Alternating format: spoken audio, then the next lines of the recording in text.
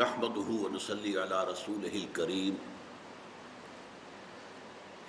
اما بعد فقد قال الله تبارك وتعالى كما ورد في الركوع الثاني من سورة التغابن اعوذ بالله من الشيطان الرجيم بسم الله الرحمن الرحيم ما أصاب من مصيبة إلا بإذن الله ومن يؤمن بالله يهد قلبه والله بكل شيء عليم وأطيعوا الله وأطيعوا الرسول فإن توليتم فإنما على رسولنا البلاغ المبين الله لا إله إلا هو وعلى الله فليتوكل المؤمنون يا أيها الذين آمنوا إن من أزواجكم وأولادكم عدوا لكم فاحذروهم وإن تعفوا وتصفحوا وتغفروا فإن الله غفور رحيم إنما أموالكم وأولادكم فتنة واللہ عنده اجر عظیم صدق اللہ العظیم رب اشرح لی صدری ویسر لی امری واحلل عقدۃ من لسانی یفقہوا قولی اللہم ربنا الہمنا رشدنا واعذنا من شرور انفسنا اللہم ارنا الحق حقا وارزقنا اتباعہ وارنا الباطل باطلا وارزقنا اجتنابہ آمین یا رب العالمین۔ سورہ تغابن کے دوسرے رکوع کی پہلی 3 آیات پر ہم ایک حد تک گفتگو کر چکے ہیں، لیکن گزشتہ اتوار کو میری طبیعت کچھ حاضر نہیں تھی، طبیعت خراب تھی، تو میں محسوس کرتا ہوں کہ ان آیات کا جو حق ادا ہونا چاہیے تھا وہ نہیں ہو پایا۔ میں تھوڑا سا اس کے بارے میں مزید عرض کرنا چاہتا ہوں کہ ان 3 آیات میں جو صحیح اسلامی تصوف ہے، جسے میں قرآنی تصوف قرار دوں گا، اس کی مکمل تصویر اور تعبیر آ گئی ہے۔ راضی برضائے رب، رب کی رضا پر راضی رہنا، یہ بات کہ جو بھی کچھ ہوا یا ہوگا وہ اذن رب کے بغیر نہ ہوا ہے نہ ہو سکتا ہے، یہ تو ایمان کا منطقی تقاضا ہے۔ یہاں پتہ تک نہیں ہلتا جب تک کہ اللہ کی اجازت نہ ہو، اذن نہ ہو۔ تو جو کچھ ہوا اللہ کی اجازت سے ہوا، خواہ اس میں درمیان میں کتنے ہی عوامل آ گئے ہوں۔ کسی نے اٹھا کر آپ کو پتھر مارا، لیکن یہ پتھر آپ کو نہیں لگ سکتا تھا اگر اللہ نہ چاہتا۔ پتھر مارنے والے کا عمل اپنی جگہ ہے، لیکن آپ کو اس پتھر کا لگ جانا جو ہے یہ بغیر اذن رب نہیں ہے، لہذا اس کو سمجھیے کہ اللہ کی طرف سے آیا۔ ایک اس میں لطیفہ بھی ہے کہ ایک کوئی درویش یہ کہتا ہوا جا رہا تھا ایک جذب کی کیفیت میں، جو رب کرے سو ہو، جو رب کرے سو ہو، جو رب کرے سو ہو۔ ایک شخص نے اٹھا کر اس کے سر پہ پتھر دے مارا، اس نے پلٹ کر دیکھا تو شخص نے کہا مجھے کیا دیکھتے ہو، جو رب کرے سو ہو۔ تو اس درویش نے جواب دیا کہ یہ پتھر مجھے تو رب کے مارے ہی لگا ہے، لیکن میں دیکھ یہ رہا تھا کہ بیچ میں منہ کس کا کالا ہو گیا، کس نے اپنے لیے جو ہے وہ عذاب اللہ کا کما لیا، ورنہ مجھے بہرحال یہ پتھر لگا ہے تو اس میں اذن رب شامل ہے۔ اچھا، اب جو شے اذن رب سے ہو رہی ہے، بندہ مومن کا اگر اپنا تعلق اللہ کے ساتھ مخلصانہ ہے، اس میں منافقت نہیں ہے، اس میں ریا نہیں ہے، اس میں دھوکہ نہیں ہے، اس میں فریب نہیں ہے، مخلصین لہ الدین، تو اللہ تعالیٰ کا تعلق بھی اس کے ساتھ ریسیپروکیٹ کرتا ہے۔ اللہ تعالیٰ انا عند ظن عبدی بی، حضور یہ اللہ کا قول ہے حدیث قدسی میں کہ میرا بندہ میرے بارے میں جو کچھ گمان کرتا ہے میں وہی سلوک اس کے ساتھ کرتا ہوں۔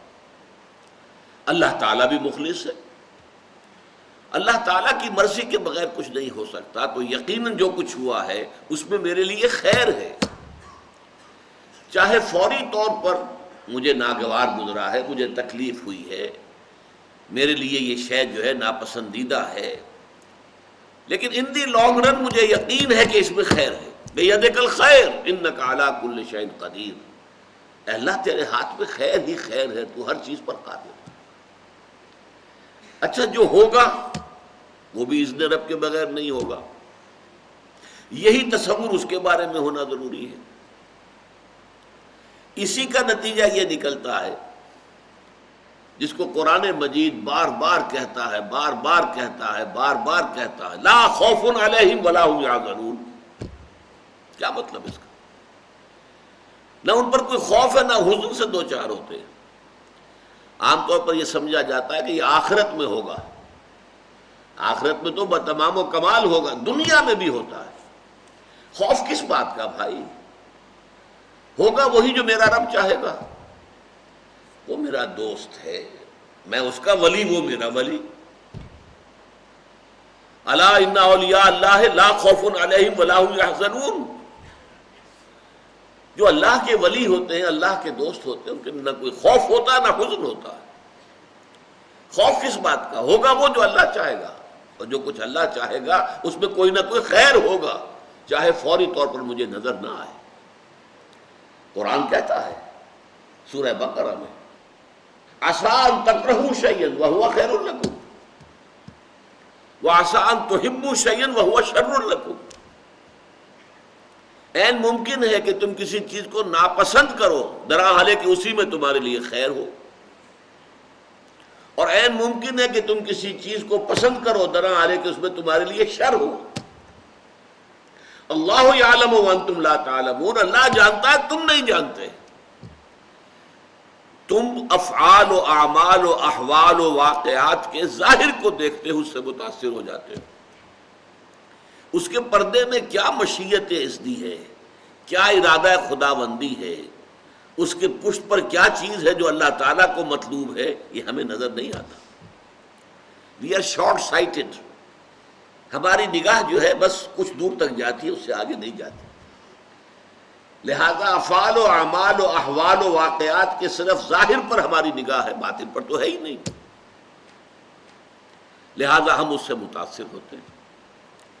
تو در حقیقت ایمان کا حاصل، الا ان اولیاء اللہ لا خوف علیہم ولا هم یحزنون، اللہ کے دوستوں پر نہ کوئی حزن ہے نہ خوف ہے، کوئی سوال ہی پیدا نہیں ہوتا۔ اسی طریقے سے قرآن مجید جو ہے بلند ترین مقام جو انسان کا ہو سکتا ہے، اس کی تعبیر کے لیے الفاظ استعمال کرتا ہے، رضی اللہ عنہم ورضوا عنہ، اللہ ان سے راضی ہو گیا، وہ اللہ سے راضی ہو گئے۔ یہ باہمی رضامندی ہے، دو طرفہ، دو طرفہ اللہ کے ساتھ تعلق ہوتا ہے، دو طرفہ تعلق ہوتا ہے۔ تم اللہ سے محبت کرو گے، اللہ تم سے محبت کرے گا۔ تم اللہ کے ساتھ مخلص ہوگے، اللہ تعالیٰ تمہیں واقعتاً اپنا مخلص بندہ بنا لے گا۔ تم اللہ کی طرف چل کر آؤ گے، اللہ تمہاری طرف دوڑ کر آئے گا۔ تم بارش بڑھاؤ گے، اللہ ہاتھ بڑھائے گا۔ تم اسے محفل میں یاد کرو گے، اللہ اس سے کہیں بہتر محفل میں تمہارا تذکرہ کرے گا، ملائکہ مقربین کی محفل میں۔ تم اللہ کو اپنے دل میں یاد کرو گے، اللہ اپنے جی میں تمہیں یاد کرے گا۔ یہ دو طرفہ معاملہ ہے۔ تم اللہ کی مدد کرو گے، اللہ تمہاری مدد کرے گا۔ ان تنصروا اللہ ینصرکم ویثبت اقدامکم، اگر تم اللہ کی مدد کرو گے، اللہ کی مدد سے مراد کیا؟ اللہ کے دین کی مدد، اس کی نصرت، اللہ تمہاری مدد کرے گا۔ یہ رضی اللہ عنہم ورضوا عنہ سورہ مائدہ میں بھی آ رہا ہے، سورہ توبہ میں، سورہ مجادلہ میں، سورہ بینہ میں 4 مرتبہ ہے۔ یہ مضمون جو ہے راضی برضائے رب، تسلیم و رضا، اور دوسری طرف توکل علی اللہ، وسائل و ذرائع میں نتیجہ خیزی کی کوئی صلاحیت نہیں ہے۔ جو بھی اشیاء ہیں ان میں جتنی پراپرٹیز ہیں ان کی، وہ اللہ کی عطا کردہ ہے، لیکن اللہ اشیاء کو پراپرٹیز عطا کرنے کے بعد خود پابند نہیں ہو گیا کہ اب کیا کروں، میں نے تو قانون بنا دیا، واٹر کیپس اٹس لیول، اب میں سمندر کو پھاڑ تو نہیں سکتا، موسیٰ اور ان کے ساتھیوں کو کیسے نجات دوں؟ نہیں، وہ قانون اللہ کی مرضی کے تابع، اللہ جب چاہے قانون توڑ دے، اس کا بنایا ہوا قانون ہے۔ واٹر کیپس اٹس سرفیس، پانی واقعتاً اپنی سطح برقرار رکھتا ہے، لیکن ایک مرتبہ ہوا ہے کہ عصائے موسوی کی ایک ضرب سے سمندر پھٹ گیا، فنفلق، ایسا پھٹا ہے، فکان کل فرقن کالطود العظیم، دونوں طرف جو ہے وہ بڑی چٹانوں کے مانند پانی کھڑا ہو گیا، اور حضرت موسیٰ اور ان کے ساتھی نکل گئے، بچ کر نکل گئے، اور جب فرعون اور اس کا لشکر آیا وہ دونوں پارٹ آپس میں مل گئے اور غرق ہو گئے۔ ایسا نہیں ہے کہ اللہ تعالیٰ نے آگ میں جلانے کی صلاحیت پیدا کی ہے تو اب اللہ کے ہاتھ بن گئے، میں کیا کروں، میں تو کچھ نہیں کر سکتا۔ یہ نمرود نے آگ کا الاؤ جلا دیا اور ابراہیم کو اس میں پھینک رہا ہے، نہیں، قلنا یا نار کونی بردن وسلاما علی ابراہیم، وہ آگ اللہ کے حکم کی پابند ہے، تابع ہے، ہم نے اسے حکم دیا کہ آگ ٹھنڈی ہو جا اور سلامتی بن جائے ابراہیم کے حق میں، اس نے ابراہیم کو نہیں جلایا۔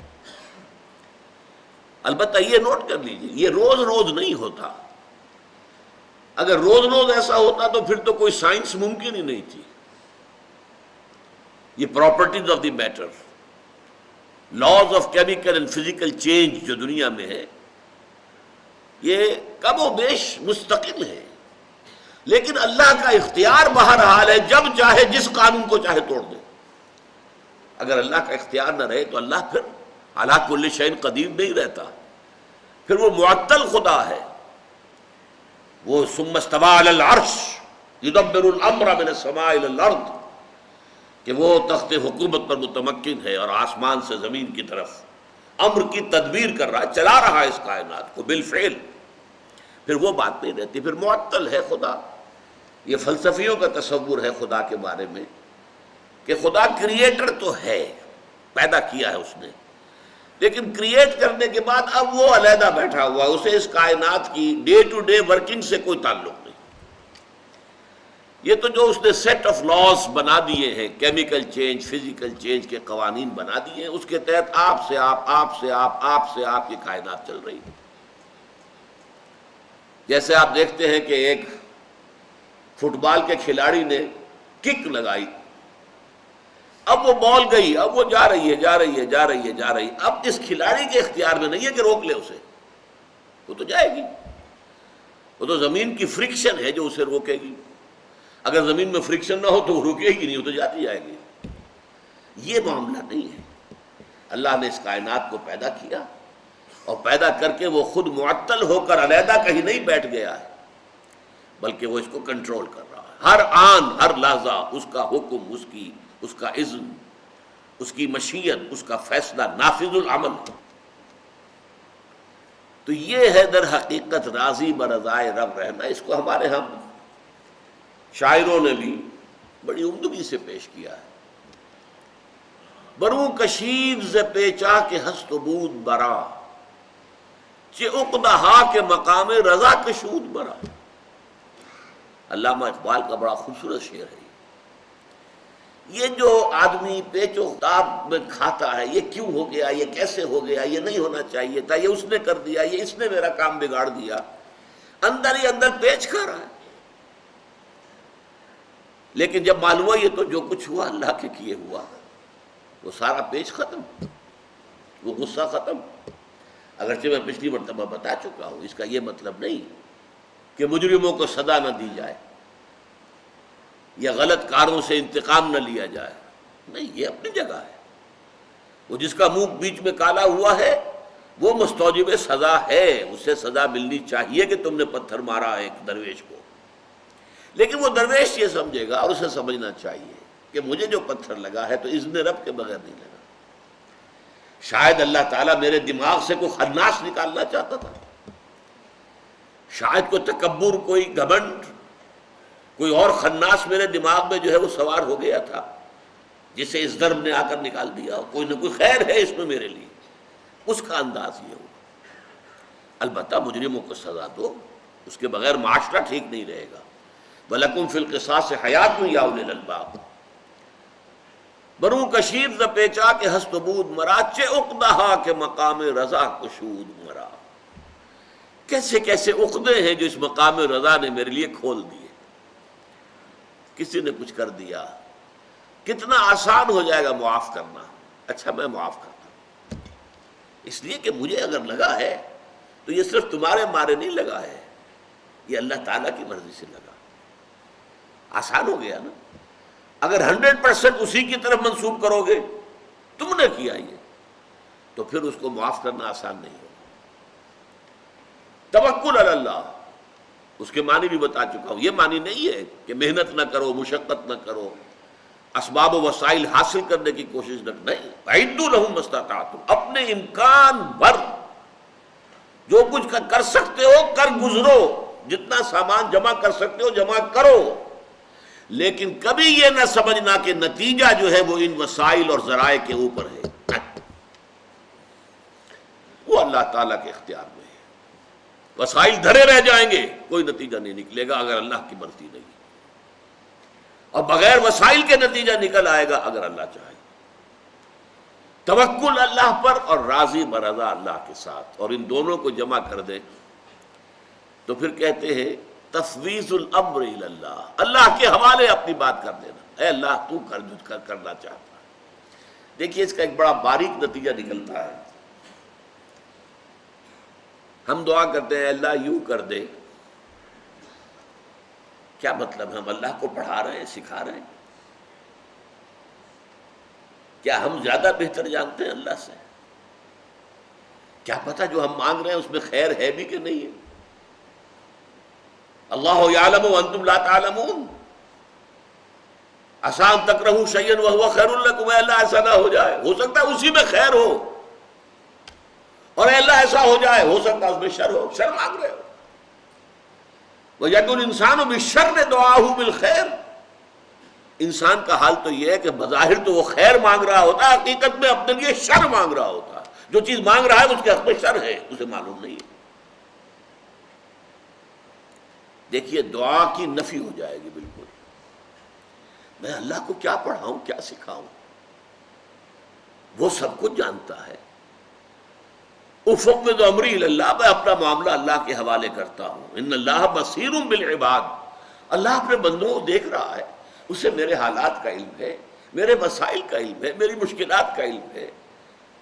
کوئی چیز میں اس کے علم میں اضافہ نہیں کر سکتا. پھر اسے معلوم ہے میرے حق میں کیا بہتر ہے کیا بہتر نہیں ہے. میں کیا پڑھاؤں اور کیا سکھاؤں اور کیا کہوں کہ یہ کر اور یہ نہ کر.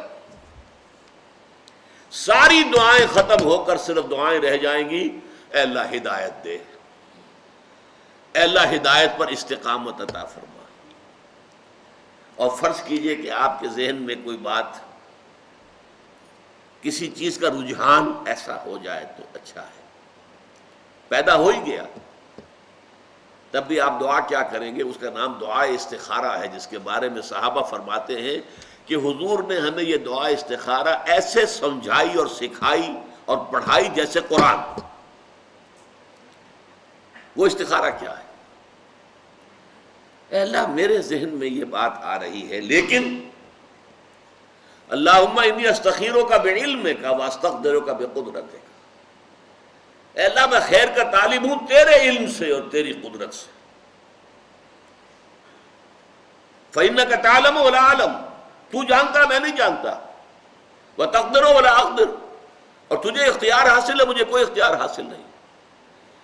اللہم ان کنت تعلم، اے اللہ اگر تیرے علم میں یہ ہے ان ھذا الامر، کہ یہ معاملہ جو میرے دماغ میں آیا ہے، ان ھذا الامر خیر لی فی دینی و معاشی و عاقبت امری، اگر یہ واقعتاً میرے حق میں خیر ہے دینی اعتبار سے بھی، دنیاوی اعتبار سے بھی اور آخرت کے اعتبار سے بھی، فاقدرہ لی و یسرہ لی ثم بارک لی فیہ، تو پھر اس چیز کو میرے لیے مقدر کر دے، آسان کر دے، مجھے وہ شے دے دے، اور پھر مجھے اس میں برکت بھی عطا فرما۔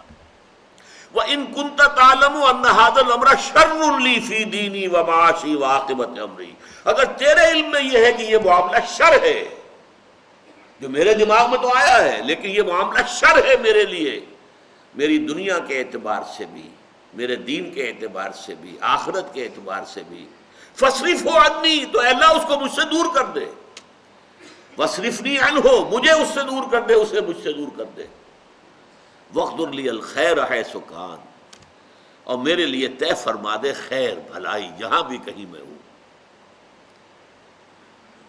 ثُمَّ أَرْضِنِي بِهِ، پھر مجھے اس پر راضی کر دے، میرے دل میں کوئی شکوہ نہ رہے، یہ نہ یوں نہ ہوتا یہ ہو جاتا، نہیں، پھر اللہ پر گویا کہ ووٹ آف نو کانفیڈنس ہے، یہ یوں ہو جاتا یوں نہ ہوتا، کیا ہے اللہ نے، تو in a way it's a vote of confidence, no confidence in اللہ۔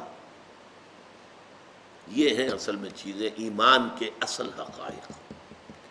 جو شخص ان کے اس کیفیت کے جتنا نزدیک ہوگا اتنا ہی واقعتاً ایمان اس کی دلوں کی، اس کے اعصاب، اس کی سوچ، اس کی گہرائیوں میں اتر گیا، اور جتنا اس کیفیت سے محروم ہوگا، چاہے اس نے داڑھی کتنی لمبی کر لی ہو اور جبہ قبا یہ وہ سب کچھ کر لیا ہو، حقیقت ایمان سے بہرہ نہیں۔ اس سلسلے میں دو حدیثیں بھی آپ کو سنانا چاہتا ہوں۔ حضرت ابو ہریرہ سے روایت ہے رضی اللہ تعالیٰ عنہ، صحیح مسلم کی روایت، حضور نے فرمایا المومن القوی خیر واحب الی اللہ من المومن الضعیف، مومن طاقتور جو ہو وہ بہتر بھی ہے، اللہ کو زیادہ محبوب بھی ہے ایک کمزور مومن کے مقابلے میں، وفی کل خیر، ہاں خیر سب میں ہے، کمزور ہے مومن یا قوی ہے، خیر سب میں ہے۔ احرص علی ما ینفعک واستعن باللہ، جو چیز بھی تمہارے لیے مفید ہو اللہ سے وہ مانگو اور اللہ سے مدد چاہو۔ وَإِنْ أَصَابَكَ شَيْءٌ فَلَا تَقُلْ لَوْ أَنِّي فَعَلْتُ كَانَ كَذَا وَكَذَا، اگر کوئی تمہیں تکلیف آ جائے تو کبھی نہ کہنا کاش میں نے یوں کیا ہوتا تو ایسے ہو جاتا، ایسے ہو جاتا، میں بچ جاتا، ولیکن قل، کہو قدر اللہ، اللہ کی طرف سے یہی فیصلہ تھا، یہ اللہ کی طرف سے تھا، اس میں اگر مگر یوں کرتا تو ہو جاتا اور ایسا کرتا تو ہو جاتا، فلاں یہ نہ کرتا تو یوں ہو جاتا، یہ سارا معاملہ کیا ہے؟ وما شاء فعل، جو اللہ چاہتا ہے کرتا ہے۔ فإن لو تفتح عمل الشیطان، اس لیے کہ یہ کلمہ لو جو کاش ایسا ہو جاتا، کاش میں یہ کر لیتا اس وقت، تو پھر یہ مصیبت ٹل جاتی، یہ شیطانی عمل کا آغاز ہے، یہ ہے حقیقت ایمان۔ اور سنیے، حضرت عبداللہ ابن عباس رضی اللہ تعالیٰ عنہما سے روایت ہے ترمذی شریف میں، حضور نے خاص طور پر ایک مرتبہ تلقین فرمائی باتیں، وعلم، اے نوجوان اس حقیقت کو جان لے، ان الامۃ لو اجتمعت علی ان ينفعوک بشیء لم ينفعوک الا بشیء قد کتب اللہ لک، تمام انسان جمع ہو کر تمہارے لیے کوئی خیر کرنا چاہیں، بھلائی کرنا چاہیں، نہیں کر سکتے مگر بس وہی کچھ جو اللہ نے طے کر دی ہو۔ وَإِنِ اجْتَمَعُوا عَلَىٰ أَن يَضُرُّوكَ بِشَيْءٍ لَمْ يَضُرُّوكَ إِلَّا بِشَيْءٍ قَدْ كَتَبَ اللَّهُ لَكَ، تمام انسان مل کر تمہیں کوئی تکلیف پہنچانا چاہیں نہیں پہنچا سکتے مگر صرف وہی جو اللہ کی طرف سے لکھی ہوئی ہے مقدر۔ تو بتائیے کس سے لالچ، کس سے توقع؟ اللہ کے سوا نہ کسی سے توقع رکھو۔ یہ طول عمل جو ہوتا ہے دنیا میں، امیدیں، آپ امیدیں رکھیں گے تو مایوسیاں بھی بہت ہوگی، دوست سے یہ امید نہیں تھی جو اس نے کیا ہے، آپ نے امید رکھی کیوں تھی؟ اس کی امیدیں قلیل، اس کے مقاصد جلیل، امیدیں بہت کم رکھو، جو رکھو اللہ سے رکھو، ماں سوى اللہ سے امیدیں نہ رکھو، اس کی امیدیں قلیل، اس کے مقاصد جلیل۔ زندگی کے اندر اپنے مقاصد بلند کرنا۔ بڑا پیارا ایک واقعہ ہوا تھا، مولانا محمد علی جوہر رحمۃ اللہ علیہ ایک دفعہ جیل گئے تو ان کی ایک بیٹی جوان بیمار ہوئی اور فوت ہو گئی۔ دوسری دفعہ جیل گئے تو ایک اور بیٹی اسی مرض میں مبتلا ہو گئی۔ جیل میں اطلاع آئی، جیل سے خط لکھا لیکن نظم کی شکل میں، تیری صحت ہمیں منظور ہے لیکن اس کو نہیں منظور تو ہم کو بھی منظور نہیں۔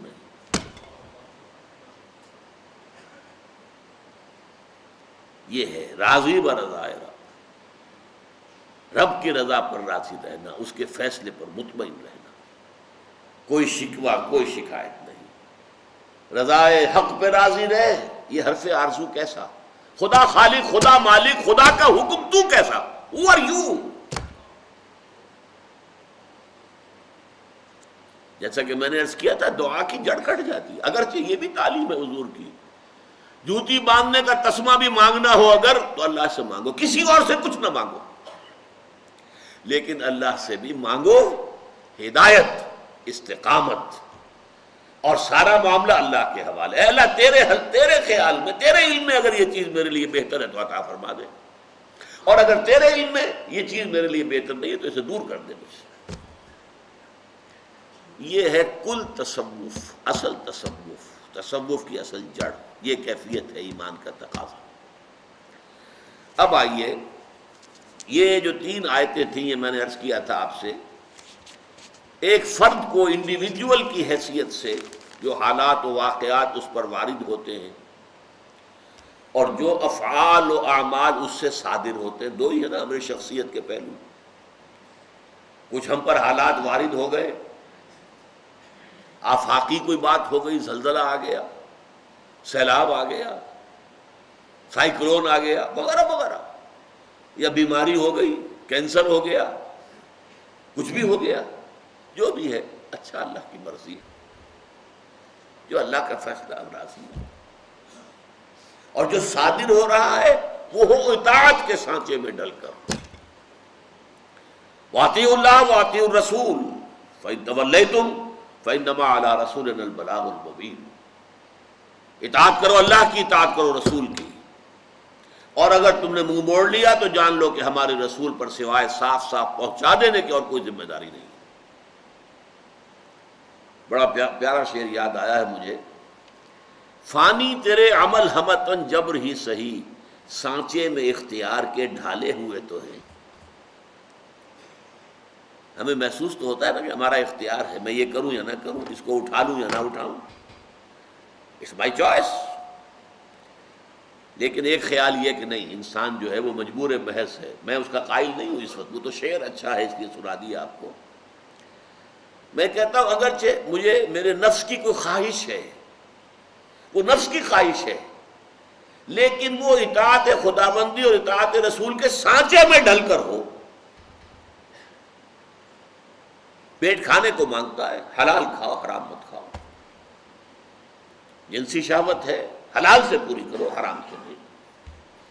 تمہارے سارے تقاضے چاہے وہ ذاتی ہیں، نفسانی ہیں، کوئی پرواہ نہیں، اللہ نے وَإِنَّ لِنَفْسِكَ عَلَيْكَ حَقًّا، تمہارے نفس کے بھی تم پر حقوق ہیں، نفس کے حقوق بھی پورے کرو، ادا کرو، لیکن سانچے میں اطاعت کے ڈھالے ہوئے تو ہوں، وہ اللہ تعالیٰ، اللہ کے رسول، ان کی اطاعت کے سانچے میں ڈھلے ہوئے وہ افعال و اعمال تم سے صادر ہوں، اور جو کچھ تم کر رہے ہو اس میں نتیجہ اللہ کے ہاتھ میں، توکل اللہ پر، وسائل پر نہیں، اپنی ذہانت پر نہیں، اپنی کوشش پر نہیں، وسائل و ذرائع پر نہیں، اللہ کے ساتھ۔ اب اگلے چلیے، انسان دنیا میں اکیلا اکیلا نہیں ہے، 2 قسم کے بندھنوں میں بندھا ہوا ہے۔ ایک بندھن ہے رشتہ داری، کسی کا وہ بیٹا ہے، کوئی اس کا بیٹا ہے، کسی کا وہ بھائی ہے، کوئی اس کا بھائی ہے، کسی کا وہ شوہر ہے، کوئی اس کی بیوی ہے، یا بیوی کا کوئی شوہر ہے، رشتہ دار ہیں، کنبہ ہے، قبیلہ ہے، سپورٹرز ہیں۔ ان کے ساتھ طرز عمل کیا ہونا چاہیے اگر ایمان ہے؟ نفسیاتی کیفیت میں کیا تبدیلی آئے گی اگر ایمان؟ دوسری قسم کے بندھن زندگی کی ضروریات ہیں، جس کے لیے کچھ مالی ذرائع کی ضرورت ہے، پیٹ لگا ہوا ہے، اپنا اور اپنے بال بچوں کا پیٹ پالنا ہے، پیسہ چاہیے، مال چاہیے، کوئی نہ کوئی گھروندہ، کوئی چھت، کوئی تو ہو جس کے نیچے سونا ہے۔ تو مال و اسباب دنیاوی اور دنیاوی رشتہ داریاں، یہ دو چیزیں ہیں کہ ایک انڈیویجول، اپنے انڈیویجول حیثیت میں ہم بحث کر چکے، جو کچھ وارد ہوا اور جو کچھ صادر ہوا۔ اب یہ انڈیویجول جو ہے وہ معاشرے کا فرد ہے، رشتہ داریاں ہیں، ان کے بارے میں کیا نقطہ نظر ہوگا، اور اس کی مالی ضروریات ہیں، احتیاجات ہیں، اس کے بارے میں کیا طرز عمل ہوگا۔ فرمایا یا ایھا الذین آمنوا ان من ازواجکم واولادکم عدوا لکم فاحذروہم، اہل ایمان تمہاری بیویوں میں سے اور تمہاری اولاد میں سے تمہارے دشمن ہیں، ان سے بچ کر رہو۔ عجیب مقام ہے یہ قرآن کا، جو عزیز ترین جو ہو سکتا رشتہ، اقبال نے ایک مصرے میں جمع کیا ہے، یہ مال و دولت دنیا یہ رشتہ و پیوند، بتان وہم و گمان لا الہ الا اللہ۔ یہ نظم علامہ اقبال کی بڑے کسی گہری کیفیت کے اندر جو ہے ڈوب کر کہی گئی ہے، خودی کا سر نہاں لا الہ الا اللہ۔ یہ نغمہ فصل گل و لالہ کا نہیں پابند، بہار ہو کہ خزاں لا الہ الا اللہ۔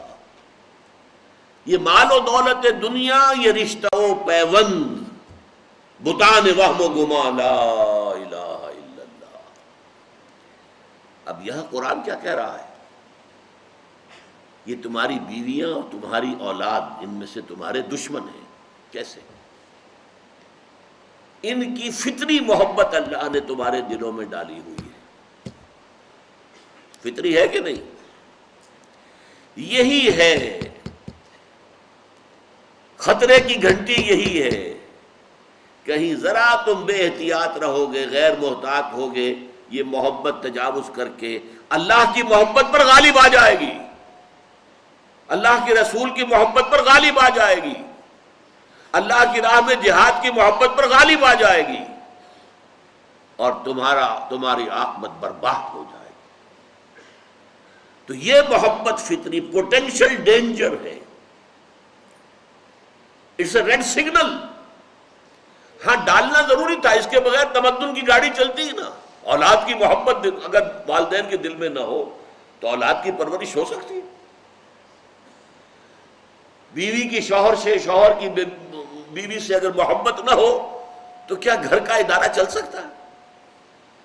اللہ کو اس دنیا میں تمدن برقرار رکھنا ہے، نسل انسانی کو چلانا ہے، لہذا محبت ڈال۔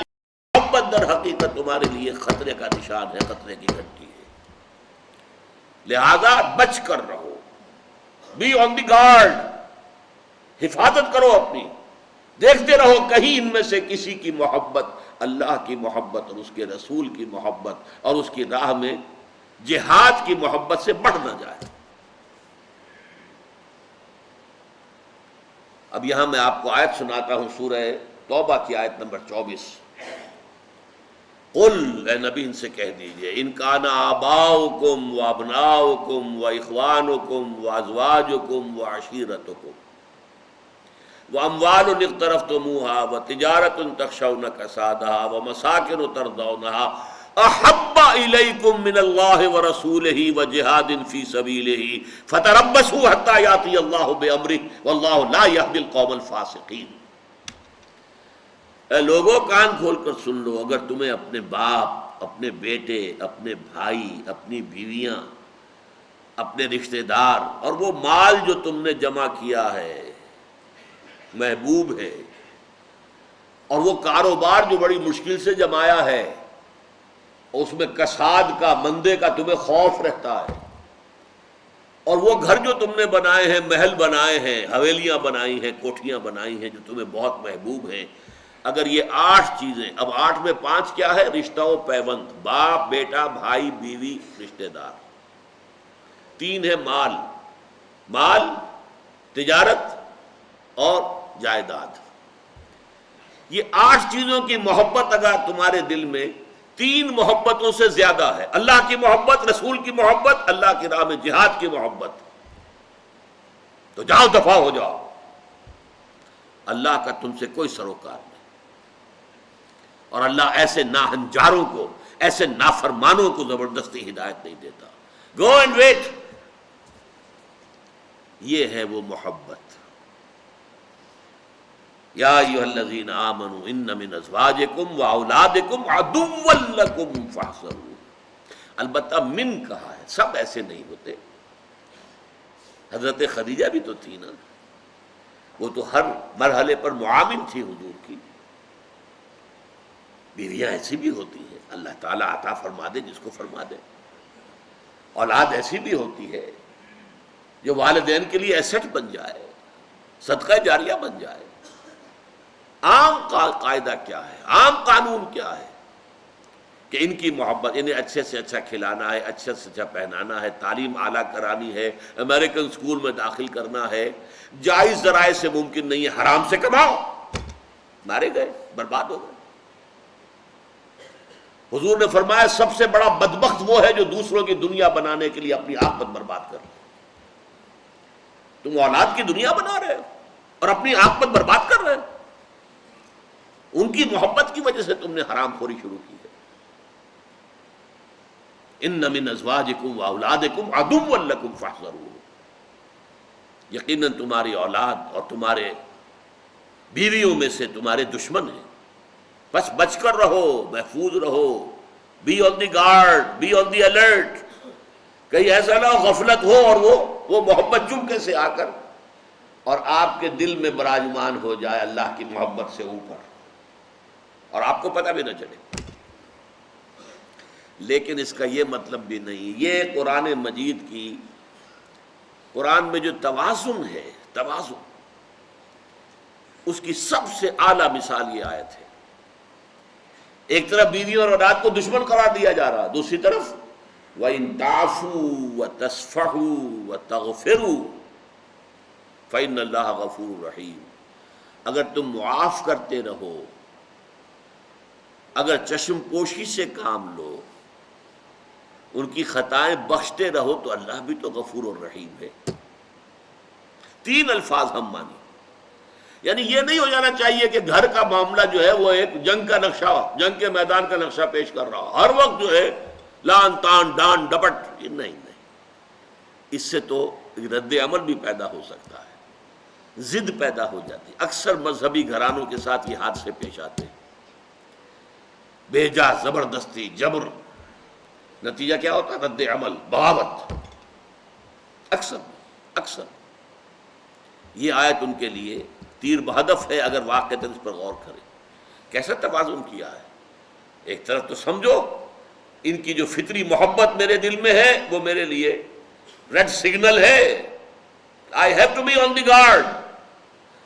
ان میں سے کسی کی محبت بڑھ نہ جائے اللہ کی محبت اور اس کے رسول کی محبت اور اس کی راہ میں جہاد کی محبت سے. دوسری طرف یہ نہیں کہ ہر وقت ڈنڈا ہاتھ میں ہے، ڈنڈا چلا رہے ہیں، اور گھر میں جو ہے وہ میدان جنگ کا نقشہ نہیں. معاف بھی کیا کرو. ان تعفوا تصفحوا، صفح کہتے ہیں. یہ صفح ورق کا ایک پہلو جو ہے صفح ہے، چشم پوشی کر لینا، ذرا اپنا رخ موڑ لینا. آپ نے دیکھ لیا ہے کہ بیٹا کیا کر رہا ہے، لیکن ایک تو یہ فوراً ڈانٹ ڈپٹ، کیا کر رہے ہو تم، غلط کام کر رہے ہو. ایک یہ کہ دیکھا اندیکھا کر دیا، یہ ہے صفح. نظر انداز کر دینا، رخ پھیر لینا. تغفرو، ڈھانپ دینا.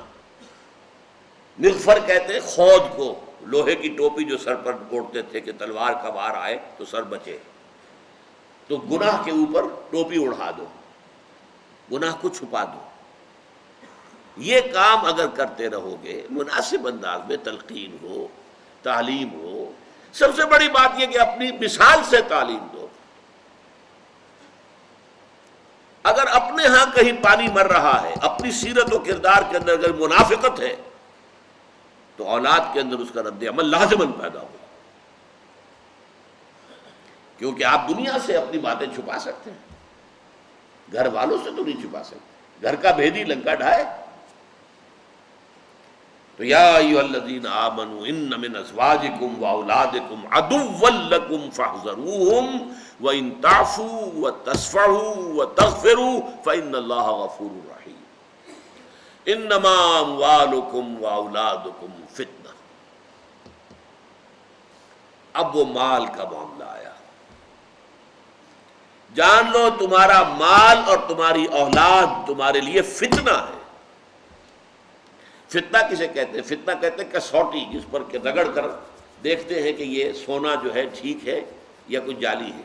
فتنہ کسوٹی کو کہتے ہیں. یہ جسے تم ایسٹ سمجھ رہے ہو، یہ فتنہ ہے تمہارے لیے. اللہ جانچ رہا ہے. اولاد تمہیں دی ہے، کیا بنا رہے ہو اولاد کو؟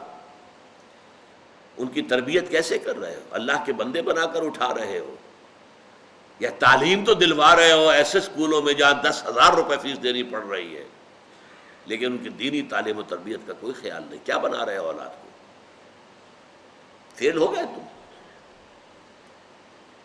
اچھا، یہاں مال کے ساتھ اولاد کو جمع کیا. اولاد دونوں میں مشترک ہو گئی. ایک محبت جو بیویوں کی محبت اور اولاد کی محبت، ایک مال اور اولاد جمع کیا گیا. اولاد دونوں میں آ گئی، اس لیے کہ اولاد ایک ایسٹ بھی ہے. اولاد کو انسان سمجھتا ہے کہ ہمارے بڑھاپے کا سہارا ہے. ہم انویسٹ کر رہے ہیں، جیسے آپ انویسٹ کرتے ہیں کہ بڑھاپے میں کام آئے. آپ اولاد میں انویسٹ کرتے ہیں اپنے آپ کو تاکہ بڑھاپے میں وہ آپ کا سہارا بنے.